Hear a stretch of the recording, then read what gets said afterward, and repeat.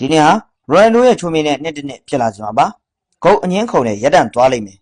ဘာဖြစ်လို့လဲဆိုတော့ရိုနယ်ဒိုကပေါ်တူဂီအသင်းနဲ့အတူကမ္ဘာဖလားလည်းရရှိမယ်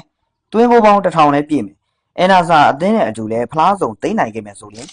မက်ဆီလည်းလိုက်မမီနိုင်တော့ပဲဂုတ်ပါ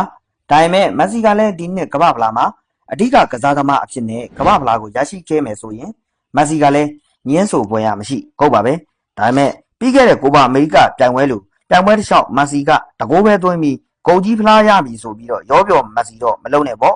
ဒါဆိုရင်တော့ဂုံညင်းကုံကပြီးဆုံးမှာမဟုတ်တော့ပါဘူးရိုနယ်ဒိုနဲ့အန်နာဆာကဒီအစုအဖွဲ့နဲ့ဒါဆိုရင်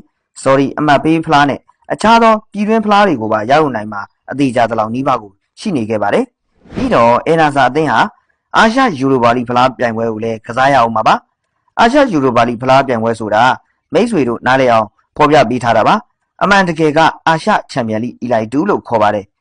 ဆိုတော့ထားလိုက်ပါတော့အမီနာမတွေကအရေးမကြီးပါဘူးအဲ့ဒီပြိုင်ပွဲမှာလည်းရိုနယ်ဒိုကပိုဆွဲအောင်ပါဘာလို့လဲဆိုတော့အဲ့ဒီပြိုင်ပွဲကအသင်းတွေနဲ့အန်နာဆာနဲ့နှိုင်းယှက်မယ်ဆိုရင်အန်နာဆာအတွက်ကအရန်ကိုလွယ်ကူနေရကြပါတယ်